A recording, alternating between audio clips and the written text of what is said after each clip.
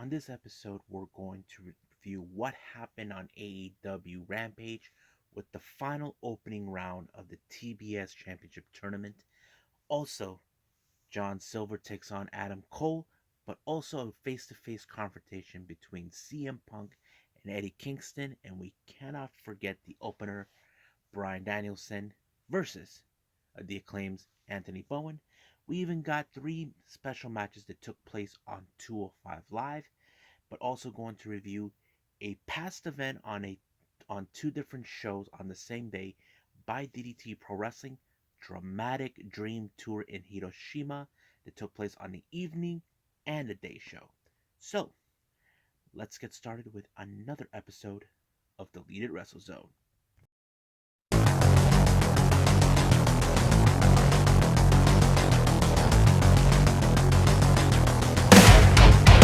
Are you ready?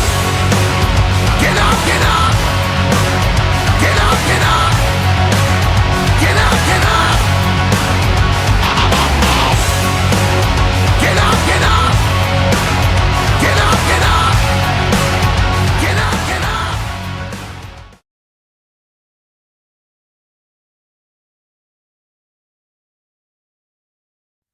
Welcome everybody to Deleted Wrestle Zone, all things that is pro wrestling with AEW, NXT, New Japan Pro Wrestling, Impact Wrestling, the National Wrestling Alliance, various promotions, wrestlers, matches, and championships.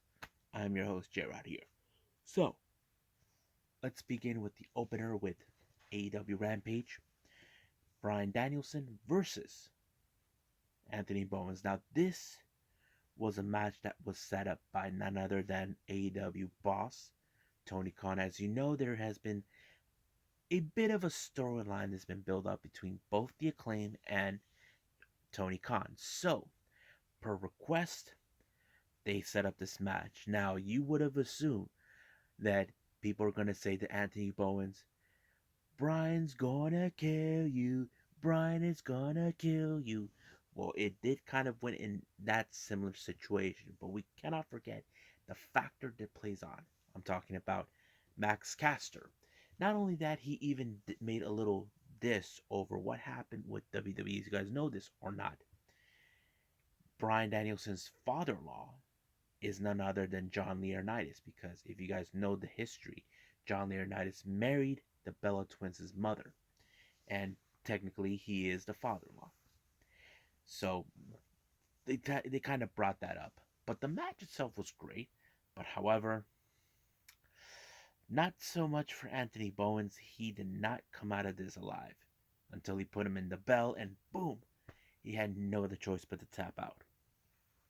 Now we have seen recently sort of the business arrangement between Andrade, MJF, and FTR. As you know, they're happy they're dealing with Pentagon and Phoenix. However, Dax Harwood made the decision to call out Pac, who wasn't there to protect them. As you know, Andrade has been trying to tell the Lucha Brothers that they're better off without him, but they decided not to. So, this coming Wednesday, we're going to see Dax Harwood to take on Pac. Now, we see CM Punk comes out, talks about Eddie Kingston. Eddie had a lot of things in his mind, as you know. But however, Eddie Kingston wanted to challenge CM Punk at Full Gear. But CM Punk ignored him, but later it just went into a brawl. And I think it's going to tell a fantastic story. How these two guys came from the same kind of background in the independents, and we'll see who is going to come out of this on top. And apparently it has been now made official. CM Punk versus Eddie Kingston at Full Gear. Now we do see another interview with Christian Cage and the Jurassic Express, Jungle Boy, and Luchasaurus. They decided to lay out a challenge on Full Gear against the Super Click in a false count anywhere match, which is going to be good. So it's going to be, but however, the real question does tell in the storyline how it's tell. How is Adam Cole after he got the concerto by Christian? That's something we got to pay attention at the main event for on this episode of Rampage. Now we get to the last opening round of the TBS Championship tournament. We have the Bunny versus Red Velvet. Now keep in mind, whoever wins this match will be facing in the quarterfinals with Jade Cargill. Now Jade Cargill is not concerned. However, there are those that kind of feel we could see Red Velvet challenge Jade Cargill. Now, why would I say that? There is a way they could tell the story, like saying Red Velvet could redeem herself for losing that singles match that she had with Jade Cargill. It could play out a good storyline for that. And trust me, that's something we definitely could invest in it. Because that feud took months ago. But right now, this is today. But the match was great. It showed a lot of character. But however, the bunny was not so lucky until Red Velvet put her in the final slice, and boom, 1, 2, 3, it was already over right from there. Now, let's take it to the main event, which is John Silver taking on Adam Cole. What a match! That is a classic match I ever seen. I think Adam Cole underestimated John Silver in every aspect. Now, we can agree he's a beat of John Silver's a goofball, but he knows how to take things seriously. And I think that tells us John Silver is ready to go down. But however, we cannot forget, Cole is not there by himself. He has the Young Bucks by his side. And then when the Dark Order came out to give him a helping hand, well, Adam Cole tried to do the low blow, but he got a receiving end by Silver on himself. And that kind of plays out well. But however, it did not end well for John Silver when he put him in that fight. That one knee to the back of the head, and I thought that was the end of it. And it showed what a great match this one is with John Silver. And I feel like maybe they put him over on this one. We can say John Silver's a tag team specialist, but he did a great job in it. And hopefully we get to see more of him as a singles competitor. So I think that's it. Right now, let's go with 205 Live.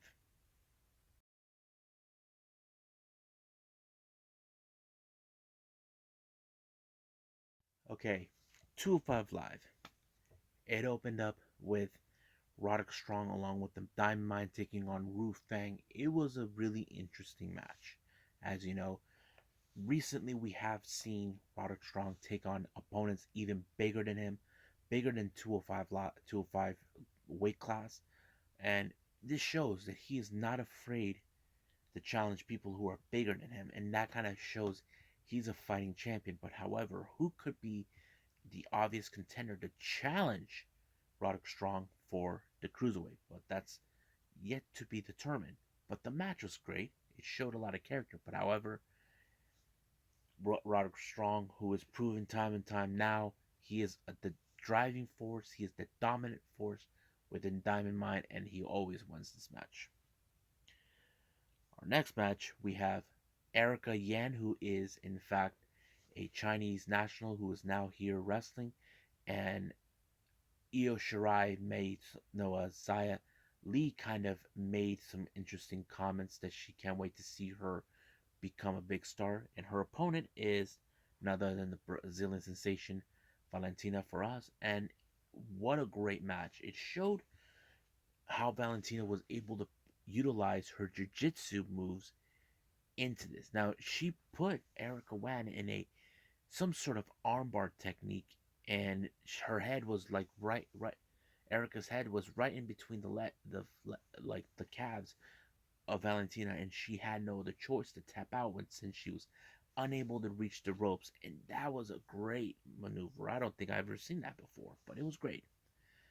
Now our next match is the main event. We have the grizzled young veterans taking on Ikemen and Kushida. Now keep in mind, the grizzled young veterans have been trying to prove many times over they should be recognized as the top tag team in the division. They have been so close.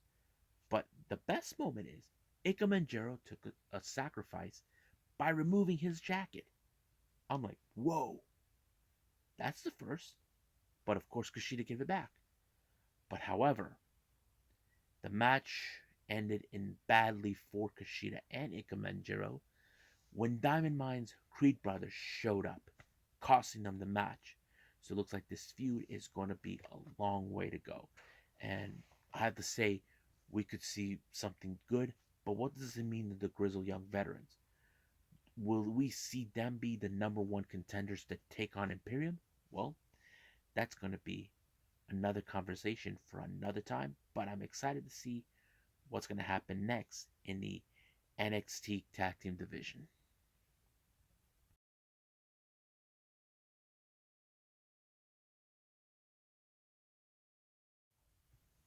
Okay, so it's been a while since I did a review from a past event by DDT Pro Wrestling. Now, this one is a two shows in one day event called the Dramatic Dream Tour in Hiroshima that took place on the 12th of June.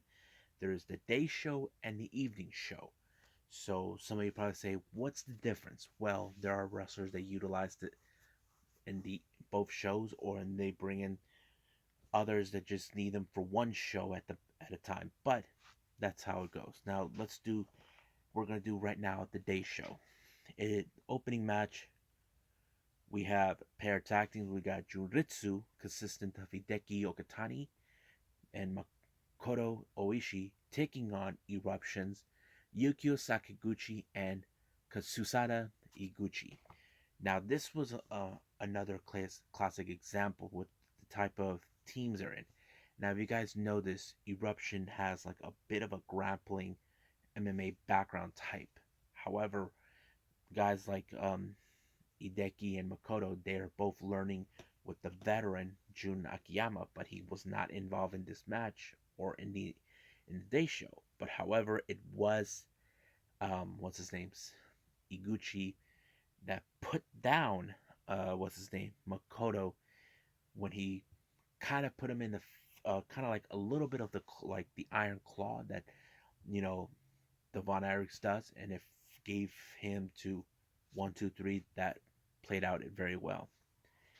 Next match is a singles competition. We got Yuya Koroka taking on Dan Shukodina. Now, time and time again, we have seen the general manager who is not appreciating Dan Shuko. If you guys know this or not, he's a bit of a horny dude, or gay, however you want to call it. He likes to hump people from behind, and that includes anybody that gets his way. But the general manager tried to tell him, do not play that crap here. But does Denshuko listen? No. Not to mention, the general manager got involved and cost Yuya well, Koruka the match, allowing for Denshuko to pick up the victory. Our next match is a pair of tag team. We got Yuki Ino and Toto Owashi taking on Shunma uh, Katsumoto and Chris Brooks. Now, these two guys are familiarized with each other. As you know, Chris Brooks and Shunma Katsumoto have faced off before for the DDT Extreme title, but this time, for this particular match, their tag team, it was a pretty good match, but however, it was Katsumata who pinned Yuki Ino for the victory, and this was like a bit of a shocker for both Ino and Owashi to watch, but that's how it played out. Our next match is a six-man tag team match. We have Yusuke Okuda, Yukio Naya, and Akito taking on Damnation's Hiroshi Yamato, Soma Takao, and Yuji Ino. Now, in this particular match, we have seen time and time again how Damnation have been the most dominant heel faction within DDT, and they always have been, and that kind of played out. But it was the strength of Yuji Ino who put away, what's his name, Akito for the 1 2 3, and that is the reason why they are the dominant faction within DDT. Next match, we got Antonio Honda teaming with Ray Paloma taking on Damnation's Matt Polly and Daisuke Zazaki. Now, as you know, there are moments in this particular match. Antonio Honda take a pause, throws in a little bit of comedy, but however, this one backfired him because Damnation knows exactly what Antonio Honda does, and this allowed them to pick up the victory when they pinned Honda for the match. But however, as for Ray Paloma, they pull his pants down so he wouldn't get to him. But that's how they rolled. Now our main event, it's the Seven Kamina, Mao, Yuki Ino, and Konosuke Takeshita taking on Disaster Box, um, Kazuki Irada, Naomi Yoshimura, and of course Toru Owashi. Now, many times over, Irada has been trying to get himself to dance, but no, nothing, no avail. But the match was pretty good in this particular way because it showed how Seven Kamina has stepped up, becoming a very interesting dominant faction that deserves to be recognized. But it was what's his name? Konosuke that put down Irada because Irada all he cares about is getting his groove on. But however, that's his big loss. So I think that's pretty much it for the day show. Let's go with the evening show. Now, the evening show features singles competition. We have Hideki Okatani facing off Naomi Yoshimura. This shows pretty interesting things. Now, both these guys are from two different factions. Okatani, he's from Juretsu. Yoshimura, he is from Disaster Box. And it showed a lot. But however, it was Yoshimura who put away Okatani with some sort of like how do I say, like not a power bomb or a power slam, something similar, but it played out very well. Put him out of commission in that way. Excuse me. Our next match we have Disaster Box, Kazuki Irada and Toru Owashi taking on Mao and then Shuko Dino. Now this match went 13 seconds flat. However, the general manager does not want this to end that way. He decided to restart the match, and there were some great moments, not to mention Irada was being raped by then Shuko Dino. Yeah, you heard me, folks. He was humping him, and he tried to get away, and not to mention, Owashi wants to get in the match, but no! Irada, all he cares about is dancing. That's what he cares about, and I thought it was funny. However, there were some moments, as you guys know this or not, Dino likes to kiss hot guys. But Owashi's not a hot guy. Whenever him or Mao see her, they just want to puke. And I thought it was funny. But however, when Irada thought he got everything under control, when they put his special glasses in then Shuko's tights, he thought he was invincible, but however, he lost the match. So basically, Mao and then Shuko Dino picked up the victory. Excuse me. Our next match is a pair of tag team, six-man tag team match. We got Yuki Ino, Akito, and Kasusada Iguchi taking on 37 Kamina, Shunma Katsumoto, Yuki Uno, and Konosuke Takeshita. Now keep in mind, Akito and Yuki Ino knows most of these guys from 37 Kamina. The reason they were once part of a faction known as All Out, which disbanded due to the fact they keep losing to Damnation. But, however, it was Konosuke Takeshita that picked up the victory for his team when he pinned Yuki Ino. And that shows how dominant he is right now as the driving force within 37 Kamina. Next match, we got Damnation, Mad Polly, Soma Takao taking on Antonio Honda and Chris Brooks. But however, this match was so funny because Antonio Honda put the paint face makeup just like Mad Polly. But it was no avail. It was Mad Polly who put away Antonio Honda when he thought he had him under his grasp, but no. It was the strength and power of Mad Polly that allowed him to win the match. And that's why you can't fool Mad Polly, even if you try. Our next match it's Yuki Naya and Yukio Sakaguchi taking on Kenshi Chikatano and of course Hiroshima. I have to say, Hiroshima continues to impress me a whole lot. He is one of the most well recognized athletes within DDT, but however, it was him who put away Yuki Ino in a submission move in order to pick up the victory, and that's who he is. Now, our main event for this particular show, we have Damnation's Hiroshi Yamato, Daisuke Sasaki, and Yuji Ino taking on Yusuke Okada with Genritsu's Makoto Oshii and Junaki Yama. And I thought it was a pretty good match. But however, this match showed how dominant um, Damnation has been. And of course, it was, what's his name? It was Yuji Ino who picked up the victory for his team. And I thought it was a pretty good match. Uh, but yeah, that's how it is. So I think that's pretty much it. What I got right now for all of you. And I say let's just go with the ending. Well, I hope you guys enjoyed the episode. You know, me reviewing AEW Rampage, 205 Live, and of course the past event by DDT Pro Wrestling. There's more to come from that. However, the following episode, we're going to have Got to Move Choco Pro 170, which is going to feature who's going to be the interim champion for the Super Asia title that Minoru Fujita could not make it for. Is it going to be Shonshiru, Yuna Mizumori, Masahiro Takanashi, or Balinaki? That is something we got to pay attention. And then we got New Japan Power Struggle, and I can't wait to see this match. This event is going to be awesome.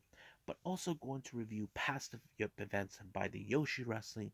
We got World Woman Pro Wrestling Diana, once again, they did an event back on early October for on the 3rd, and also Stardom that took place back in June. But if I do have time, I'll throw in another event if it's possible. But if not, then that's all we got for these 4 shows. So I'll see you guys in the next DWZ time. Same DWZ channel. I must bid all of you adieu. So goodbye.